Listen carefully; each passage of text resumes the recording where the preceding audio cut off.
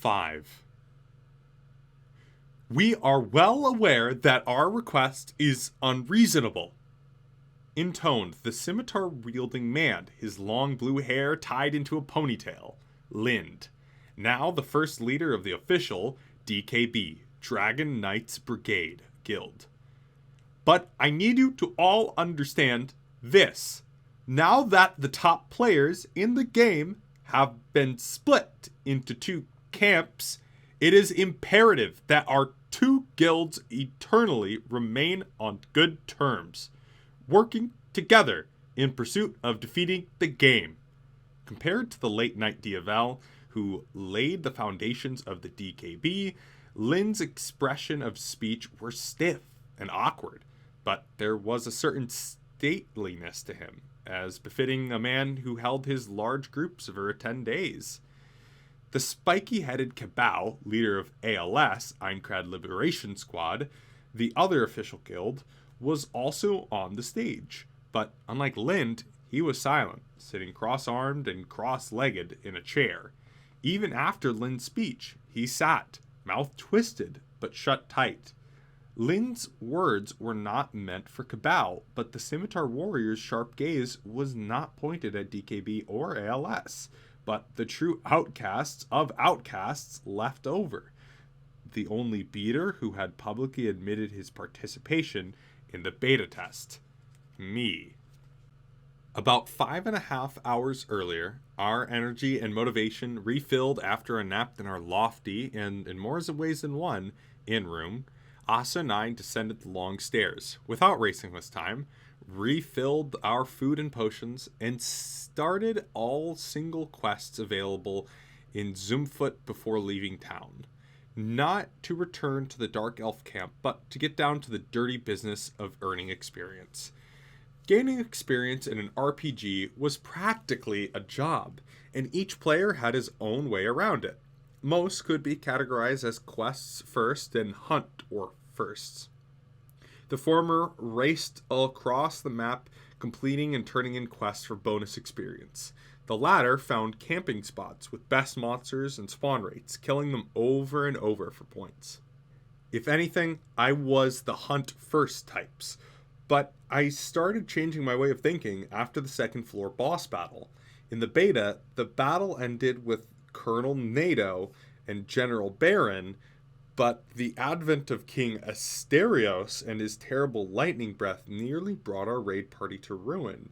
If Argo the Rat hadn't cleared out of the local quests and noticed the possibility that a new boss had been added, then most likely Lind, Cabal, and Asana and I would have all died. Money, items, experience weren't the only things to be gained from quests. But, of course, farming monsters over and over also gave you something other than coal and experience. It provided the player with actual skill, the experience of practice in battle. In a VR MMO, where combat was fought by moving the avatar like one's real body, this kind of experience was just important as the numerical kind, if not more so. Even if the attack speed number was the same in their menus, the initiation speed of an expert sword skill and the one still new to it was, in fact, subtly different. Also, crucial was players' ability to gauge distance and sense danger. So, it was Asa and I greedily planned to head out to the forest, stopping to battle at a particular effective spots as we worked on fulfilling our various hunting and gathering quests from town. In the 5 hours until sunset, we slew countless mobs, crushing them into polygonal dust. After turning in 7 completed quests each, I had risen 1 level to 15, and Asana had earned 2 to reach 14. Tired and satisfied, we indulged in a toast at the tavern. At 10 minutes until 5 o'clock, we headed off to the first strategy meeting of the 3rd floor. There was already a crowd of players crammed into the bowl-like assembly grounds between the 3 giant baboa trees. I saw the familiar, friendly face of Agil, the axe warrior, so I greeted him and got an earful of jibes about how Austin and I were still a party. I had just promised to give him the vendor's carpet from Neza, which was still in the inn down on the 2nd floor, when the bells rang 5 o'clock. The support and tongue of Zumfort Bell were carved directly out of the Boboa trunks, and they had a soft, pleasant, woody sound to them. I sat down in the corner and the wistful melody of the approaching night played out, then plodded along with the group when Cabal and Lind appeared, on and speaking from platform together. Including the two on the platform, I counted 42 participants this meeting. There had been 47, actually 48, in the second floor boss battle the previous day. So we were down a full party. 6 who hadn't shown up were the Legend Braves. The reason they made such a splash in the battle, despite not meeting the average level of the raid group, was the effective and incredible powerful gear. But they confessed that they'd raised the money for that gear through a scam and donated their equipment to the rest of the group. It would take them some time to regain the strength to join the frontline players, but with enough willpower, they would be back. Meanwhile, Lind and Cabal finished their brief introduction, and the real meeting began. In the first order of business was official announcement that the blue-green teams, the largest grouping of players among the raid, were now real guilds. I was impressed, as everyone else. It took quite a number of errands, hunts, collections, and battle events to get the sigil necessary for the guild, though it was still far less work than it took to complete the Elven War campaign quest. I seem to recall that in the beta, it took 20 hours of play on average to complete the guild quest series. It had only been a day since we opened this floor, so Cabal and Lind must have foregone food and sleep to finish it. Even Lind must have surprised the Liberation Squad had kept pace with the Dragonites, given their aversion to beta knowledge. Next were the unveiling of the unofficial names and acronyms of the guilds, their current member lineups, casting calls for new faces. However, the only people in the group of 42 who weren't already affiliated with one or two groups were Agile, his 3 best friends, Asuna, and I.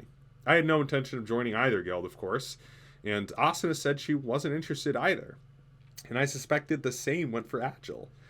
When none of the 6 of us raised our hand, I expected that phase 1 of the meeting would be over, but instead, Lind, leader of DKB, and made the most unexpected announcement. I would like the doors to my guild to be as wide open as they can be.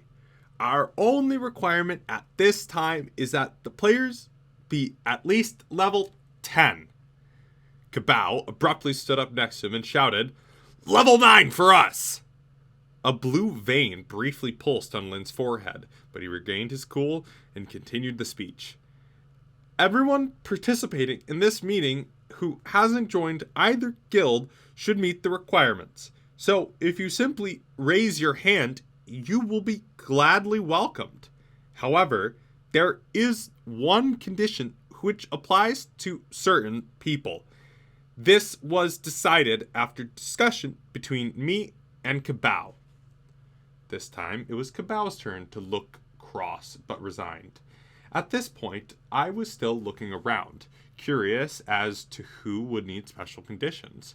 So when Lynn stared down at me, I nearly stumbled down the stairs of the assembly grounds. "Kirito," he said, voice hard. Finally, I understood what was going on. He wanted to make it clear that I couldn't join because I was a beater. This didn't come as a surprise, and I wasn't planning on joining anyways. "Yeah, I get it," I started to say, but Lynn's gaze shifted to the left, and he called another name. "And Asuna." Asuna's shoulders twitched, her face hidden beneath her hood. Even I couldn't see her expression from my seat next to her. Lind watched the two of us sit in silence, then cleared his throat before continuing. "Before you are approved to enter either our guild, there is one more condition at the top level requirements. One of you must enter the DKB and one must enter ALS. "One each?" I repeated, not understanding his point. Asuna gave no reaction. Lind cleared his throat again and explained quickly. As was made clear during yesterday's boss battle, Kirito and Asuna are head and shoulders above anyone else in the general group. The two of you made off with the last attack bonuses of all three bosses in that fight. After all, I do not bring this up to criticize you, of course, but it does not benefit any of us that the both of you join either guild. Our combined strength are roughly equal for now, and you would cause a severe imbalance by joining either side.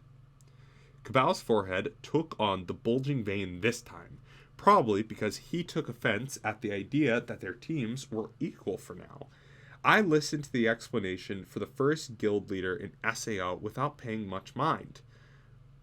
We are well aware that our request is unreasonable, but I need you to understand this. My first thought was, how serious were they being? Lind and Cabal demands boiled down to one thing. They wanted me and Asuna to join separate guilds, if we to choose at all, but the if condition was a total non-starter. I had zero intention of joining either group. Lind must have known that to begin with, and for Cabal to welcome me into his guild would defy their cause of antagonism to all former beta testers. They didn't need to make this grand public display. A simple question of, do you want to join a guild, yes or no, would have settled the matter.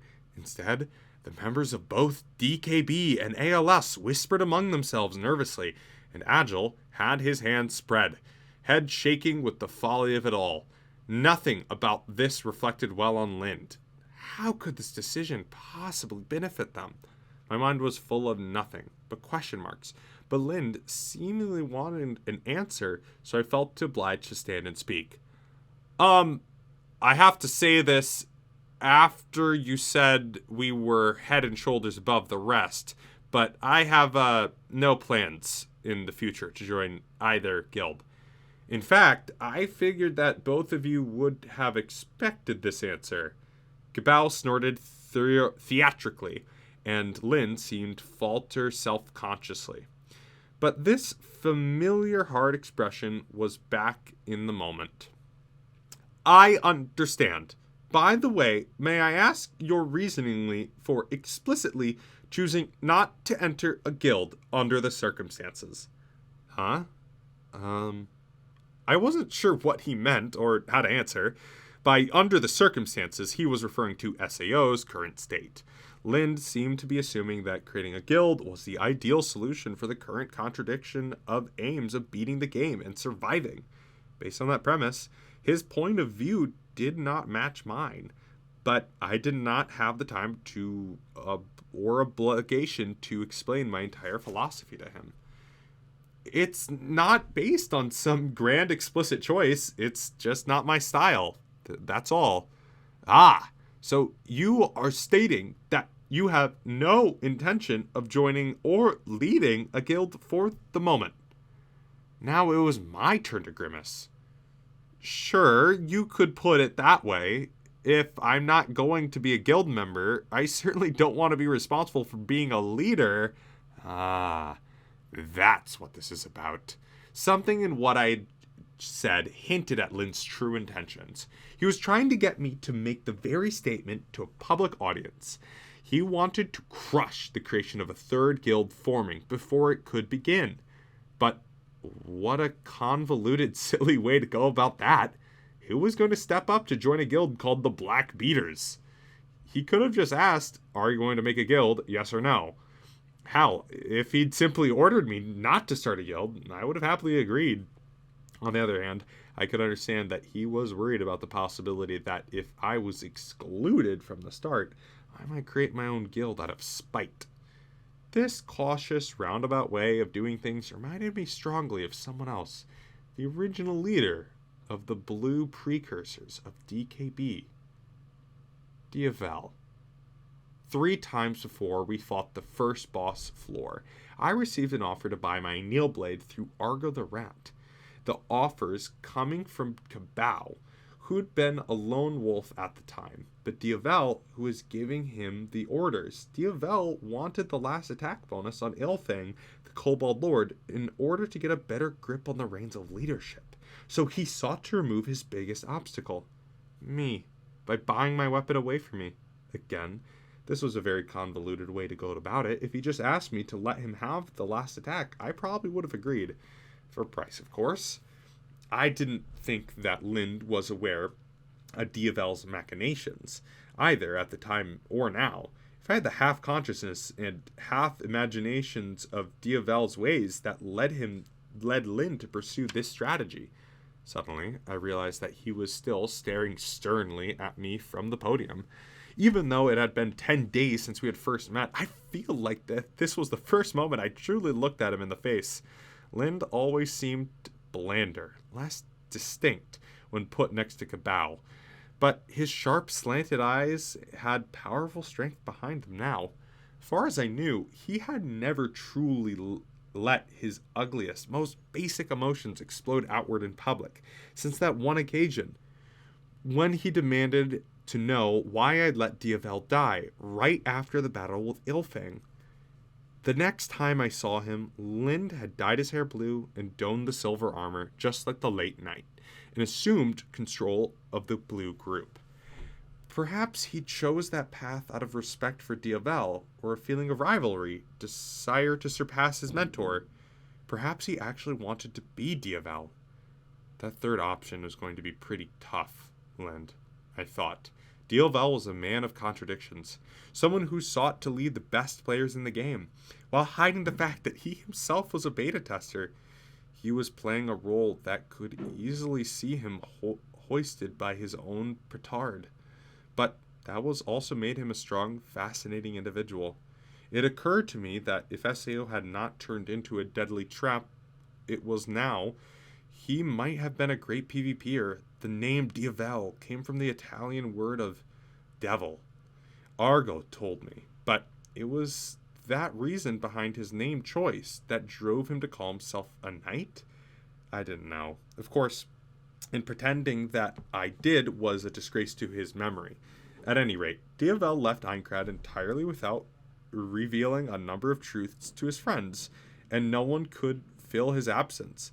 As though sensing my line of thought, Lind's stare grew even sharper. He continued, "So you have no intentions of being involved in any guild? Do I have that correct, Kirito?" "Sure, that works. I'll still take part in the boss fights, of course, assuming you let me?" The guild leader nodded a few times at my answer. Understood. We will discuss the matter of the boss the next meeting. That's all I wanted to know." I sighed with relief, once his gaze left me and sat back down on the stone steps. Next, he turned to Agil's group and asked if they had any intentions of joining either guild, but all four of them declined. It seemed to me like they were going to make their own guild, but Lynn did not ask about that. In the end, DKB and ALS wound up with even 8-number members. There might be ferocious competitions for new members between them, but as long as it swelled the ranks of the frontline clearers, it was a welcome development. I'm glad that's over, I thought to myself, then realized something. I had answered for myself during the public interrogation, but I never checked with Asuna to see how she felt. She had her hood so low and was staying so quiet, it was as if she was testing out her hiding skill, and I'd totally forgotten about her presence. Lind asked me in Agile, why didn't he check with Asuna as well? I turned to my left to look at her. Her hands and legs were perfectly still and aligned, just as she sat during the first meeting down in Tolbana. The profile I saw peeking out from the hood was calm. She didn't appear to be upset. I started, then swallowed. What was I going to say? There was a pale fire smoldering in her eyes. She was more than a little upset. The one player who could deal the most damage per second out of all the 42 present was burning with righteous fire that threatened to consume her entire being. Let's head on to the next topic. I'd like to ask Kabao to lead the ceremonies now. Kabao stood up. sensing that it was finally his turn. But I was not watching him. My eyes were frozen at a random spot in space, neither on stage nor on Asana's face. We'd been party members and travel companions for the past several days. Even I could sense that she was incredibly angry. But I could not immediately discern why. There must be 3 potential reasons. 1, me, 2, Lind, 3, Cabal. But I had no idea which one of these 3 it was. Reason 3 was probably out. Asana did not think much of Cabal. When we had nearly crossed his path in the cave this morning, she made a face of disgust. But all he'd done this far was introduce himself, then sit in the chair the entire time. I wanted to believe that 1 wasn't true. It was nothing wrong of me to declare no intentions of joining a guild without seeing how she felt first. But she would probably have interrupted and made her anger clearer if she really felt that way. Plus, the smoldering flames in her eyes were trained at a point directly on the stage several dozen feet away. Based on the process of elimination, the target of her glare had to be 2, Lind. Most likely it was something in the DKB leader's speech that made her furious. Even as I considered these options, Cabal was theatrically gesturing to the crowd. Listen up! We're looking to finish this floor in the span of a week. That means getting into the labyrinth in 4 days and beating the boss in another 2. Our best option to make that happen is numbers. We can't keep up this pace with only 40 what's-it folks every time. We gotta get out there and recruit folks who got a bone to pick with this damn game. The members of the crowd dressed in green roared with approval at this statement. Increasing the strength of the frontline group was a crucial task, to be sure, but taking on new members and increasing the speed of our conquest were contradictory goals. The harder these 2 guilds tried to push the frontier forward, the further they'd left those down in the town of beginnings in the dust.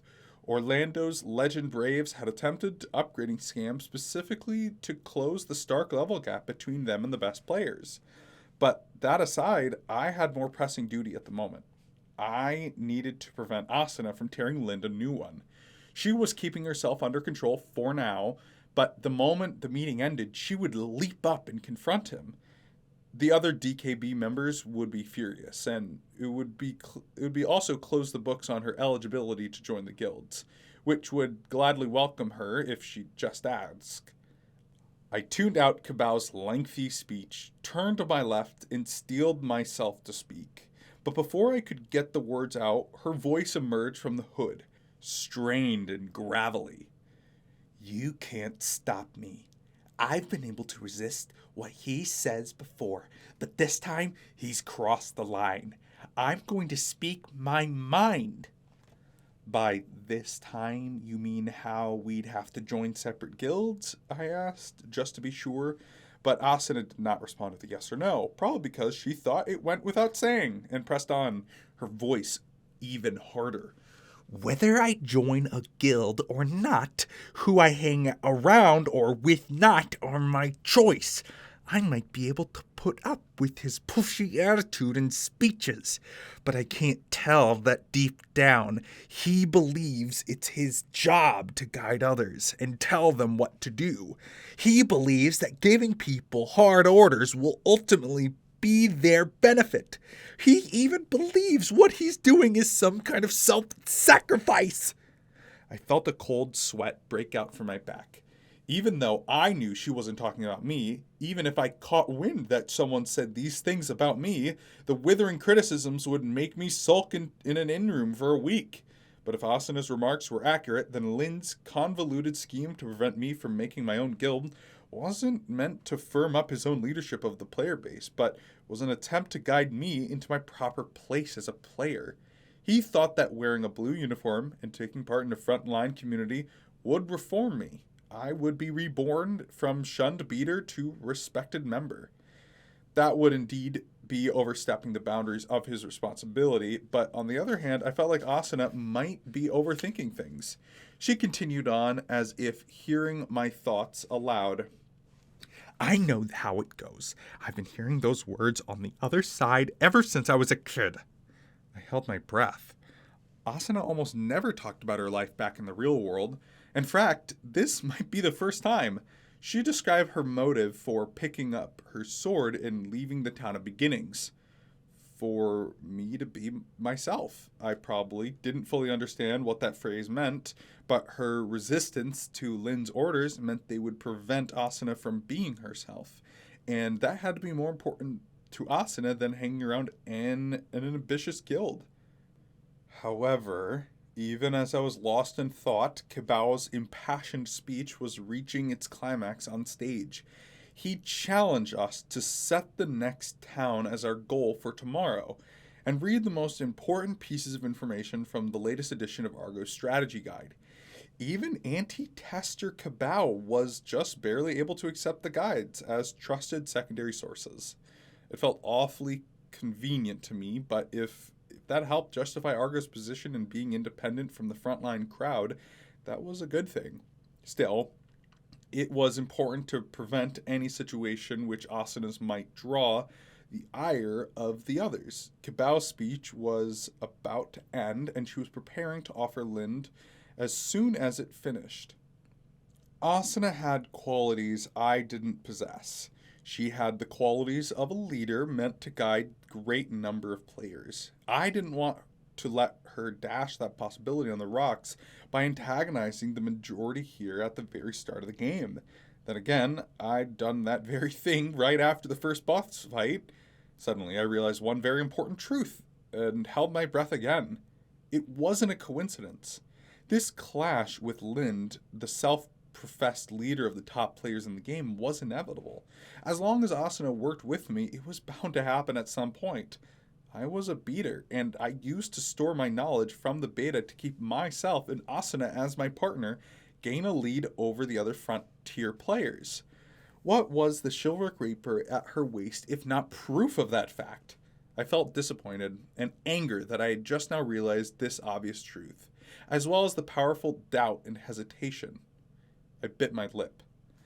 Up on stage, Kibao theatrically gazed on a full circle around the meeting grounds and prepared to finish up.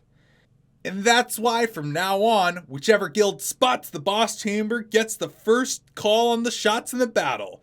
If there ain't no further questions, which I assume there ain't, then that brings us to our first strategy meeting of the third floor to a close. Let's finish out with a cheer!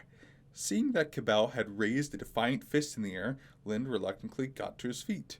At the same time, Asuna leaned forward, her skinny legs tensed, preparing to leap forward. We're gonna crush this boss in a week!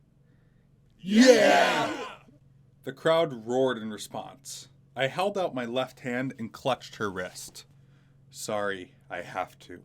I don't care if all those guild people hate me. I have no intention of joining them. I'd rather go back down to the town of beginnings and sit there and then take that nonsense. She claimed boldly. A breeze ruffled her hood, and a red light of sunset caught in her hazel eyes, shining like two shooting stars. I stared right back at those burning pits of fire and shook my head. Don't do it, Asuna. You can't antagonize them. I sucked in a deep breath, preparing to tell her that we ought to split apart. I knew full well that this was the kind of thing Asuna hated mostly. A pushy, heavy-handed act supposedly done for the sake of other person. But at this point, I had no other words to use. I couldn't let Asuna make herself the enemy of the main force of the game, even if it meant that she hated, shunned, and insulted me, never to adventure at my side again. It was the absolute limit of solo playing, the fact that no one could save you. SAO was programmed with a depressing number of negative status effects: stunning, paralysis, poison, bleeding, blindness, dizziness, etc. These things could be overcome with help of friends in a group, but they all threatened the life of any solo adventurer. In a normal game where a player could be revived at any time, it might be worth the risk to play solo. But in this extremely deadly game, where a single mistake could be the end of everything, the only reason I was able to play alone in the first 2 floors was my stock of knowledge from the beta test. That lifetime would last me only to the 10th floor. Eventually, I'd be forced to survive in an unfamiliar map against unfamiliar monsters. Already, the things I knew about the boss monsters had proven insufficient as the dangers increased exponentially. Working with a full party of our guild would be crucial, but the longer she spent with me, the more Asuna risked falling into my position, and no one even more perilous. I had to tell her it was time to break apart, and the temporary partnership that had sprung into existence with a wind wasp humping competition. She had to swallow her anger at Lind and Cabal, and if not soon, eventually join a guild, whether DKB or ALS or someone else.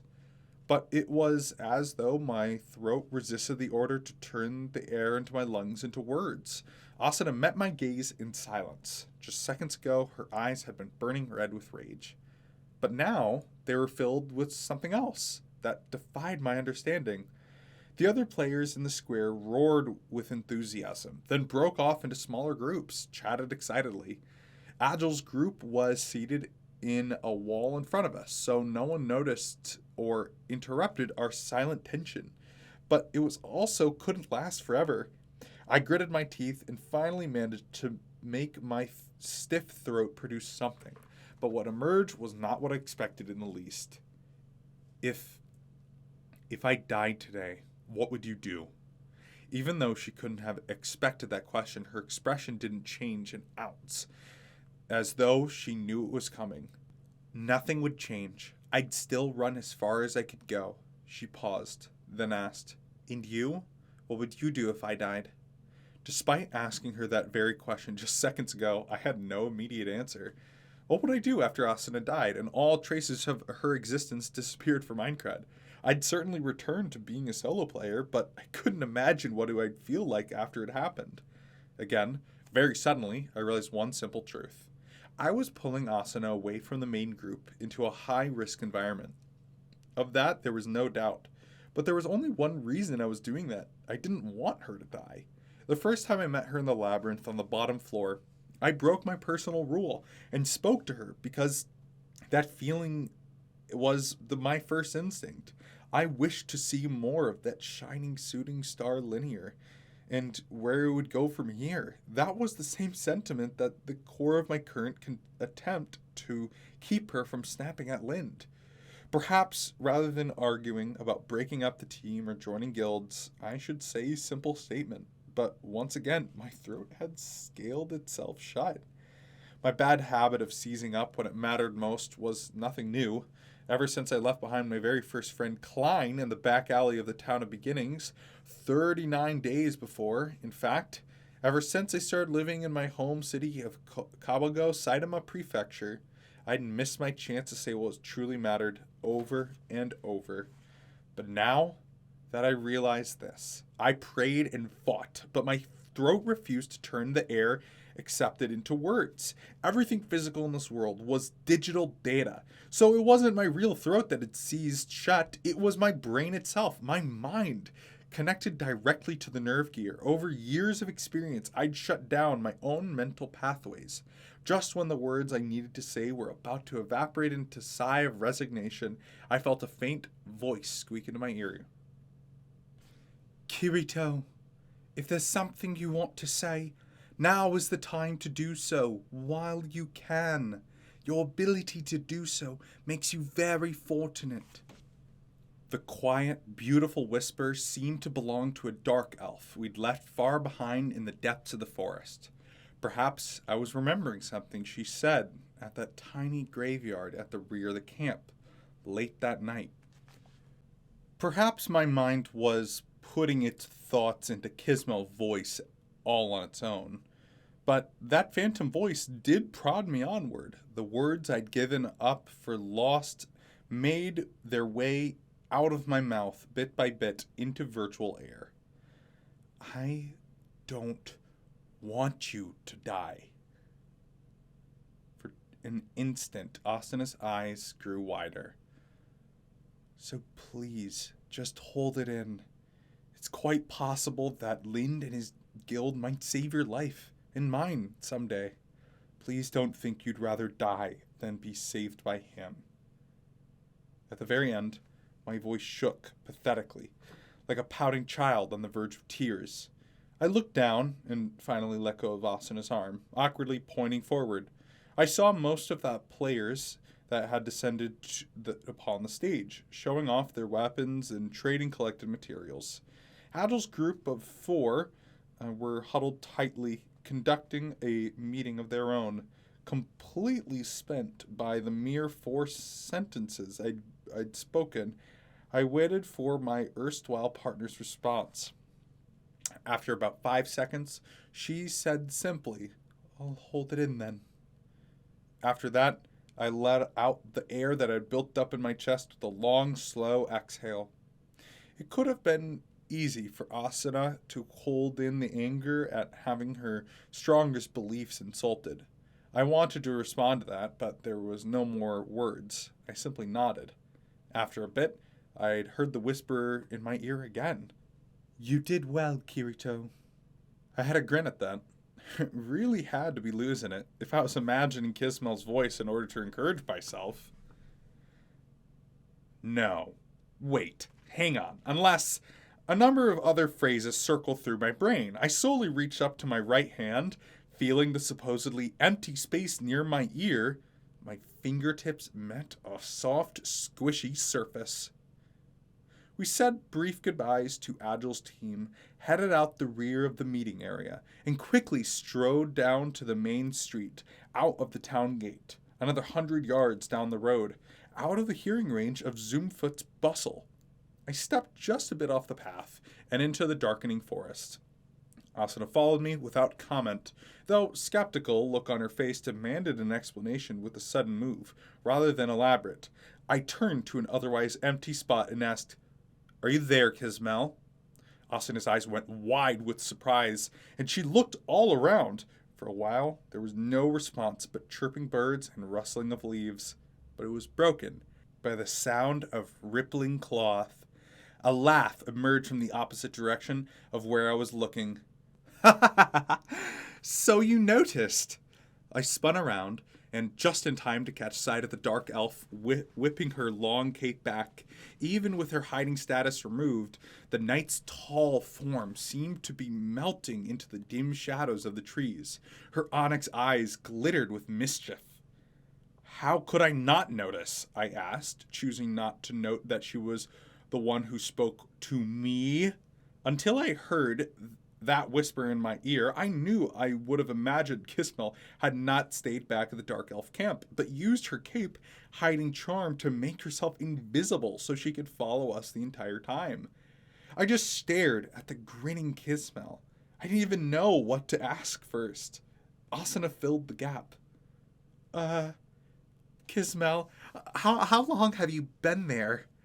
There was indeed a big issue. If Kismel had trailed us ever since we left the base camp, she would have witnessed the scene where Lynn's team started on the Jade Key quest and sided with the Forest Elf Knight against the male Dark Elf. Contrary to my fears, the slain Dark Elf wasn't an identical replica to Kismel, but it was still must have been difficult sight for her to process.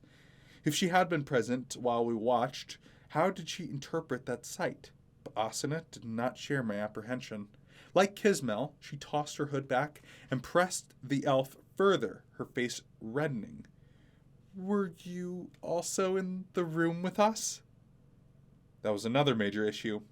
Even setting aside the simple fact that we did nap in the same room together, there was also the question that if we said anything embarrassing, we wouldn't want overheard. I tried to remember what had happened 8 hours before, but fortunately, Kismel shook her head. "No, I spotted you at the meeting place at the center of town. It wasn't until late afternoon that I used teleporting charm to come within range." That was right. She had mentioned such a power. I was partly relieved, but my suspicions had not entirely been undone. Was this development even supposed to be possible? Were NPCs not registered with a party allowed to leave their designated areas of activity and chase down human players? And when Kismel whispered in my ear at the center of Zoomfoot, it was within the safe haven of town. even if it were possible that a player being chased by monsters could run into town and actually have him follow in, the frightening powerful guards at the gate would dispatch the creature at once. Plus, Kismil was a yellow cursor NPC to us, as we're actively taking part in the Dark Elf side quest of the campaign, but she would be a red cursed monster to any other player. It must be true, the guards from Zumfoot as well. So if her hiding effect had worn off at any reason, the result would have been disastrous. Of course, Kismil was tremendously strong by herself, so she might have been able to hold off the guards long enough to flee into the forest. I tried as best as I could to corral all of these questions into one simple enough to ask. So why did you come all the way to the human town? I saw her face blush a bit out of shyness, but her expression was serious, and she answered. It was my duty. Duty? Yes. The commander was giving me a mission to serve and protect you. You did not return for many hours after leaving this morning, so I simply left to see how you were doing. Simply, huh? Is it really safe to go all the way into the middle of town like that? What if your hiding deception charm wore off? Now her face seemed to take on a note of pride. She stroked her oddly gleaming cape. This mist moon cloak is effective at the evening and morning hours when the sunlight of the moon switches places. Its charm will not break, even with a little physical contact. Huh, I see, I replied, looking at my fingertips, recalling the squishy sensation, while Asana's brow furrowed in slight concentration. He touched you? Yes. You might be surprised Kirito is quite the cloak, I must say, I interjected hastily, trying to steer the conversation away from the brewing storm clouds I had broke out in a nervous sweat just thinking about the part of Kismil I might have touched, and how close I'd come to being automatically thrown into the game's prison for harassment. But for now, the questions were over. I looked upward. The sky, technically the bottom floor above, peeking through the branches, was almost entirely purple, within just a few traces of red remaining. I'd been planning to eat dinner in Zumfoot after the meeting, but I didn't want to wander back into the town with Kismil tagging out of sight. I also couldn't force her just to wait here in the forest abandoned. Asana, I'm thinking we should go back to the camp. Is that okay with you? I asked. She shot me a glance that said I still have to answer on the previous topic, but kept her face in neutral as she replied, All right, especially since Kismil came this way all to see us. She shut her mouth, but appeared to want to say more. I peered at the patiently prompting her to continue, but Asuna looked down at the ground, prodded a bluish-purple mushroom with the tone of her boot. I was thinking, maybe we should just stay around the elf camp all the way up to the bass bottle? Huh? Well, I guess we can get all the info we need on the stage of progress from Agel and Argo, but there's plenty of supplies in the camp. But I thought you really liked the hotel room at Zumfoot. I got to see the view once, and there was enough. Besides, I don't want to be anywhere near those killed people right now. I see. Once you caught a case of the stay away syndrome in an MMORPG, it could be extremely hard to break, as I knew from experience. But I understood how she felt, and didn't have any room to argue otherwise. So I took her comment in stride and turned to the elf. Kismil, do you mind if we stay in the tent with you, starting tonight and lasting for a week or so? I do not mind, she said simply. Her smile was more beautiful than any NPC's expression, more beautiful than any player's, in fact. I would be delighted for you to come call it your home. Let us live together until our goals are met. Great, thanks. The phrase live together seemed to take on a new, fresh meaning from her. Asuna nodded in agreement, but turned away just as quickly. In the dying rays of the sun, the contours of a rapier, breastplate, and fine cheek lines were blazing red. Sadly, the teleportation charm from the dark elf camp to the forest near the main town was a one-way ticket, so we had to retrace our steps from the morning, only now through the gloomy evening mists. There was no avoiding the monsters, of course, but Austin and I had recently earned significant upgrades, and we had a powerful enough elf knight as our travel companion. Both Kismel and I were level 15. But as an elite unit within the game, her power was not dictated by level alone. We traveled with Asuna and Kismel to the front lines and me in the rear. Any mobs who appeared from the right were dispatched with a single attack and a sword skill from Asuna's Chivalric Reaper +5, and those from the left were met with the same by Kismel's long saber. I barely had to lift a finger. I still got shared experience in coal from being in the party, but I felt a bit disappointing not to take part, and my mind began to wander due to inactivity. On the other hand, I thought about DKB and ALS, who had themselves and our duo's role in all of it. I told Austin I didn't want to die, as a means to prevent her from throwing herself at Lind. That wasn't just an excuse I made up on the spot. It was how I really felt. But as a result, I had extended the terms of our temporary partnership. The logical part of my brain deduced that her odds of survival rose if she was part of a big guild. But I couldn't tell her we needed to break up the team.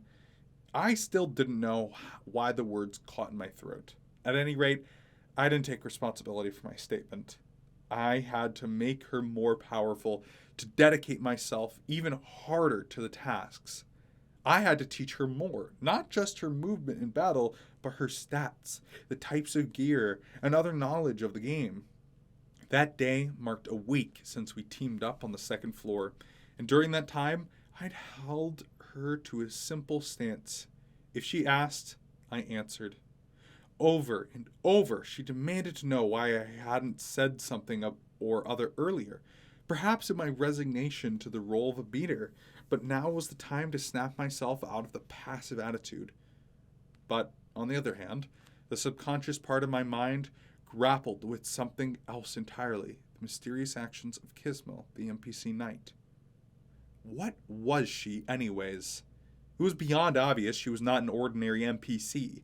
Her natural conversation style and her ample emotional range were on a clear higher level than a shopkeeper, guards, hotel clerks in Zoomfoot, and even other dark elves in the camp with her. It was though Kismel thought, felt, and expressed herself unbound by the normal constraints of an NPC algorithms. The otherwise, she would never have boldly followed Asuna and me into the human town, far from her home base. If she wasn't a normal NPC, there were two possibilities. One, for some unknown reason, Kismel was granted a high-functioning AI, rather than a simple chatbot that only responded to a set of keywords. Two, also, for some unknown reason, Kismel was actually a player, or to be more precise, a human role player who was acting out the character of a dark elf. Both were hard to believe. I wanted to think that the latter could not be the case. If that were true, a person behind Kismel wasn't a fellow prisoner of SAO, but someone aligned with those who had plotted to turn it into a current trap? One of the administrators? There was no way Kismel could be Akihito Kayaba. But even if it was an accomplice of his, I could see them earnestly helping us advance in the game. Perhaps I ought to consider the possibility that she was plotting to lead us into some kind of trap ahead. I shook my head vigorously to dispel the dark notion. I didn't want to be suspicious of Kismel. The last thing I wanted to do was imagine the earnest sadness as she mourned at the grave of her sister Tilno was nothing but a cynical act. I looked up, fixed my gaze at the back of the fencer's head, and to my right. I had to protect Asuna, to make her stronger. Strong enough that if I died, she'd be able to survive this perilous world on her own. That was my responsibility now, that I'd chosen to not break us apart. But what if Kismel was leading us into a trap? If there was even the slightest chance of that being true? Kirito, came a voice from the left, and looked a surprise and locked eyes with the dark elf. The consideration, concern in her face was so natural, I felt shame for my suspicion, and my desire to learn the truth about her grew even more. You've been silent for quite some time. Is something the matter? Nothing. I'm just thinking. Sometimes it's best to speak your worries aloud and free yourself from their weight. Asuna turned back and added, That's right. I've noticed recently that you're the type of person who gets depressed on his own because you overthink everything. Just speak up before you get any stupid ideas. Well, that's true, I suppose.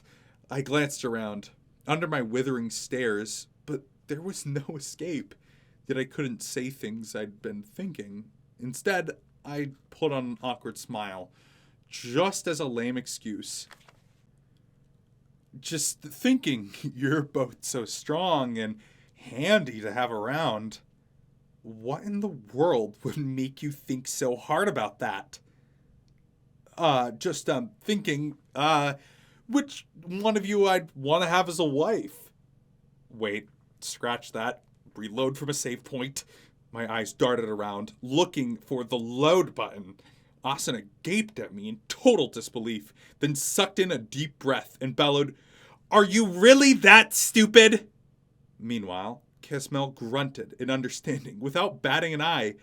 I'm sorry, Kirito. That will require Her Majesty's permission, she said, utterly straight-faced. No, that's perfectly all right. I reassured her, shaking my head and hands. My mind immediately went down an escapist tunnel. Instead of MMOs, maybe I should have played those games with all those romantic choices to make instead. A teenager who loved dating sims wouldn't have gotten themselves trapped into this situation. Maybe there would be a market for full dive romance games with deadly stakes. But what would you have to do to die in such a game? Asuna snapped me out of my ugly spiral with a chilly, We're here.